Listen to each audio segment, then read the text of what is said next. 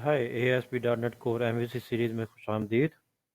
आज की वीडियो में हम एक अपनी DB कॉन्टेक्स्ट की क्लास क्रिएट करने जा रहे हैं जिसमें हम अपने जितने भी मॉडल्स हैं उनकी कॉन्फ़िगरेशन करते हैं और उसके बाद हम अपनी फर्स्ट माइग्रेशन को रन करेंगे। जो प्रीवियस वीडियो थी हमने जो है ना मॉडल्स की कॉन्फ़िगरेशन थी लाइक ब्लॉग ऑथर्स हो गया, ब्लॉग कैटेगरी, ब्लॉग पोस्ट। चलें हम अपनी एक नई क्लास क्रिएट करते हैं जो कि हम उसको as a DB contact use करेंगे।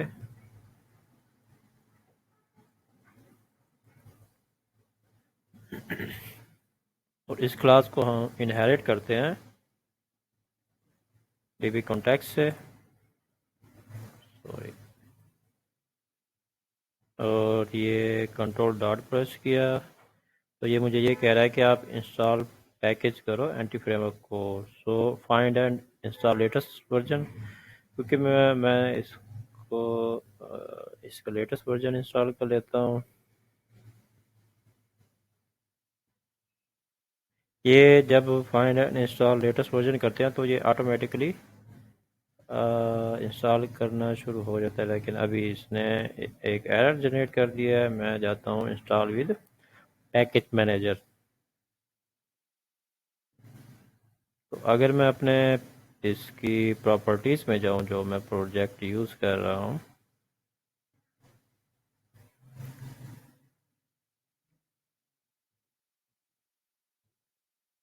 तो .NET 7.0 यूज़ कर रहे हैं। तो यहाँ पे भी मुझे सिर्फ वही इंस्टॉल करना है .NET का जिसका जो वर्जन जो हो 7.0 से ग्रेटर ना हो। ठीक है, तो मैंने यहाँ से 7.0 सेलेक्ट किया और इसको अभी मैं इंस्टॉल करता हूँ। तो आई एक्सेप्ट किया मैंने।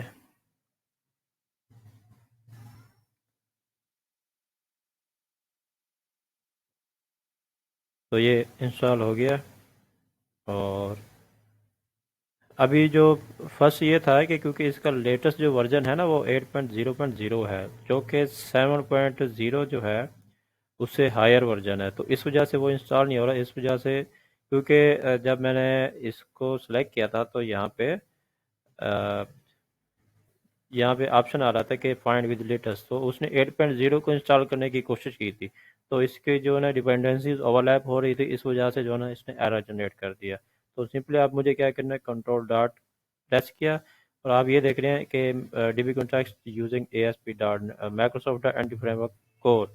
जैसे मैं इसका रेफरेंस मैंने ऐड किया ऊपर, तो ये जो एरर था वो रिमूव हो गया। तो बाकी जो कॉन्फ़िगरेशंस हैं इसकी, मुझे इसका जो पहले मुझे अपनी सॉरी, मैं एसक्यूएल सर्वर को भी ओपन कर लेता हूँ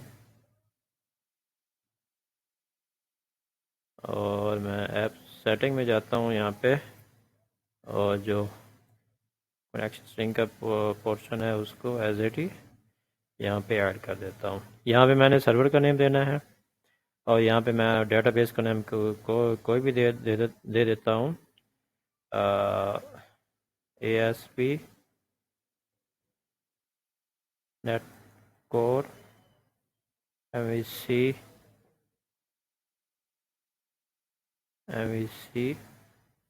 अंडरस्कोर POC।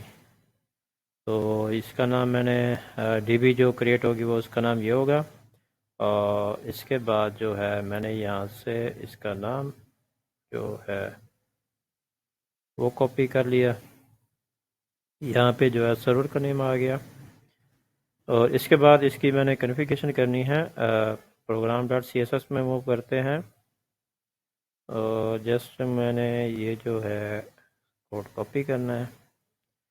तो आपने ऐप डॉट बिल्डर से ऊपर जो ना ये कोड पेस्ट करना है। अभी यहाँ पे मैंने अपनी जो मेरी जो DB कॉन्टेक्ट की है फाइल उसका नाम देना है, जो कि मैं इधर जाता हूँ, इसको कॉपी करता हूँ और इधर आके पेस्ट कर दिया मैंने। अब मुझे क्योंकि ये use SQL server extension use हो रही है, इसके लिए मुझे माइक्रोसॉफ्ट डॉट एसक्यूएल सर्वर जो है वो नॉगेट पैकेज इंस्टॉल करना होगा। अगर जैसे ही मैं इस पे जाऊँ तो ये देखें ये मुझे कोई इसका सलूशन नहीं दे रहा। ठीक है, तो मैं अगेन इसमें जाता हूँ और इसको सेलेक्ट करता हूँ। इसका भी मुझे जो वर्जन इंस्टॉल करना है वो 7.0.0 करना है, क्योंकि मेरा जो इसमें जो एप्लीकेशन का जो मैंने टारगेट फ्रेमवर्क है वो 7.0 है। तो इसको इंस्टॉल पे क्लिक किया।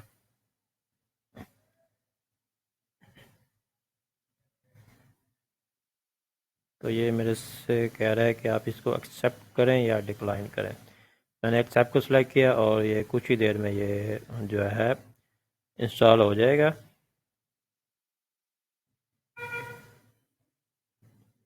अब ये देखते हैं कि ये इशू रिजॉल्व हो गया।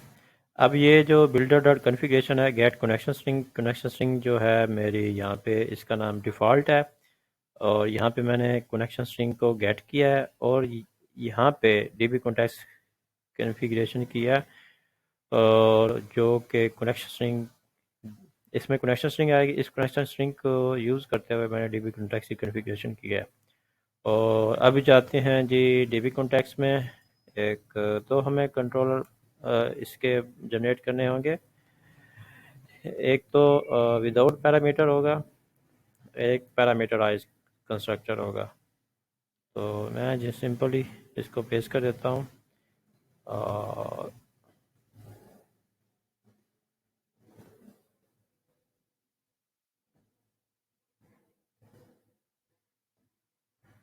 अब ये जो हमारे पास रिजॉल्व हो गया। इसमें मैंने प्रॉपर्टीज़ जो है वो करनी है डी बी सेट और इसमें जो है मैंने अपने ब्लॉग ऑथर और इस प्रॉपर्टीज़ का नाम क्या होगा, sorry,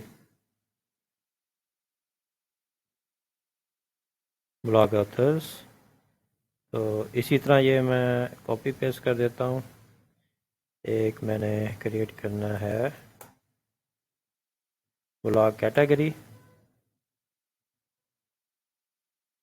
blog categories, blog post, ये हो गया ब्लॉग पोस्ट। अब ये देख रहे हैं कि डीबी सेट में मैंने अपने मॉडल का नाम दिया जो मैंने क्रिएट किए हुए हैं, जिस तरह से आप ये देख सकते हैं। ब्लॉग ऑथर हो गया, ब्लॉग कैटेगरी, ब्लॉग पोस्ट। और जो ये जो इनके नेम जनरेट हुए हैं ना, ये डेटाबेस में जो हमारे टेबल्स क्रिएट होंगे। अब हमने अभी हमारे पास ये डेटाबेस क्रिएट नहीं हुई। अगर मैं इधर मूव करता हूँ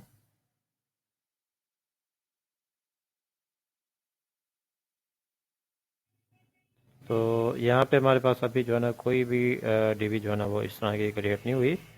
तो अब जो मैंने यहाँ पे 3 वो ऐड कर लिए हैं, इनको मैं सेव करता हूँ और मैं जाता हूँ टूल्स में, login back package manager console को सिलेक्ट करता हूँ।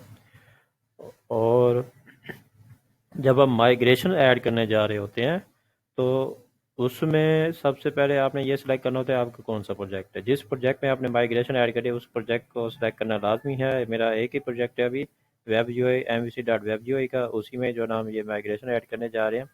मैं यहाँ पे करता हूँ ऐड माइग्रेशन, इसका नाम देता हूँ इनिशियल। अब जैसे मैं इसको हिट करूँगा तो इसने क्या करना है, एक माइग्रेशन का फ़ोल्डर क्रिएट कर देगा और इसमें इनिशियल माइग्रेशन के नाम की एक फ़ाइल जनरेट हो जाएगी। अभी मैंने यहाँ पे इंटर प्रेस किया तो ये थोड़ा पहले टाइम लेगा। ओके ओके ओके ओके ठीक है। मुझे अभी कुछ पैकेजेस इंस्टॉल करने हैं। कोड डॉट टूल्स,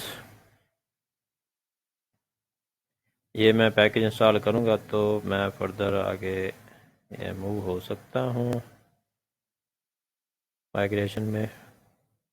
अदरवाइज़ जो है ना माइग्रेशन ऐड जो है ना वो पॉसिबल नहीं होगी। तो चलें, ये पैकेज भी अभी इंस्टॉल हो रहा है। इंस्टॉल होने के बाद सिंपल मैंने अब एरो प्रेस किया और ये मेरे पास जो मेरी प्रीवियस कमांड थी वो लेके आ गया। मैंने हिट किया इसको और अब ये बिल्ड स्टार्ट हो गई है। बिल्ड स्टार्ट होने के बाद जैसे ही बिल्ड सक्सीड होगी तो ये माइग्रेशन इधर जो है ना फोल्डर ऐड हो जाएगा माइग्रेशन का, और उसमें इनिशियल माइग्रेशन की एक फ़ाइल भी जनरेट हो जाएगी। क्योंकि हम कोड फर्स्ट अप्रोच को यूज़ करें, इस वजह से हम जो कोड फर्स्ट टेक्निक को यूज़ करने का जो तरीकाकार है वो इस तरह से है कि पहले हम मॉडल जनरेट कर लेते हैं, उसके बाद हम आ, अपनी माइग्रेशन को रन करते हैं। आप ये देख सकते हैं कि जैसे ही ये इनिशियल माइग्रेशन है, इसमें मैंने ब्लॉग अथर का टेबल भी आ गया मेरे पास, ब्लॉग कैटेगरीज का और ब्लॉग पोस्ट का। ठीक है, अभी ये जो हैं टेबल वो मेरे अभी डीबी में ऐड नहीं हुए और इसके लिए अब ये स्नैपशॉट को आप ओपन करेंगे तो यहाँ पे आप देख सकते हैं कि जो आपकी जो बिल्स जनरेट हुई हैं वो जो क्या क्या चेंजेस हुई हैं आपकी। और ये जो लोकेशन जिस यहाँ से इसने पिक किया है, क्योंकि यहाँ पे हमने ये रेफरेंस दिए हुए हैं कि ये मॉडल्स में पड़ा हुआ है, तो यहाँ पे सारे उसने वो रेफरेंस दिया हुआ है कि ये web UI dot model dot blog post. ठीक है, उसकी ये सारी प्रॉपर्टी हैं, इस तरह ब्लॉग कैटेगरी की हैं। अब डीबी में ये चीज़ चेंजेस ऐड करने के लिए मुझे क्या करना होगा, एक कमांड होती है अपडेट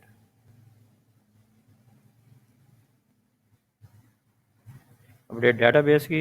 जैसे मैं इस कमांड को हिट करूंगा तो ये क्या होगा कि एक तो माइग्रेशन का टेबल क्रिएट हो जाएगा उसमें, और दूसरा ये जो blog author, blog category, blog post, ये भी सारे टेबल जनरेट हो जाएंगे। और दूसरा एक और काम क्या होगा कि ASP.NET Core MVC POC के नाम की एक डाटाबेस भी जो है ना वो डाटाबेस में जनरेट हो जाएगी। तो जैसे इसको हिट करते हैं तो ये पहले बिल्ड करेगा, बिल्ड सक्सीडेड, और इसके बाद जो अब जो ऑपरेशन होगा वो कनेक्शन,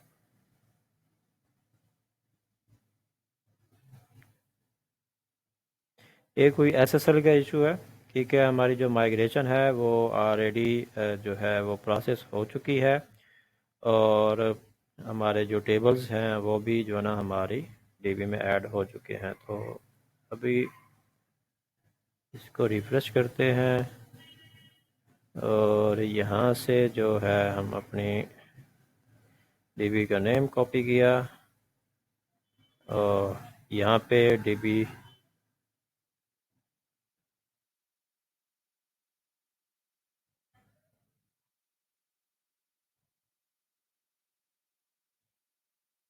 फिल्टर में गए,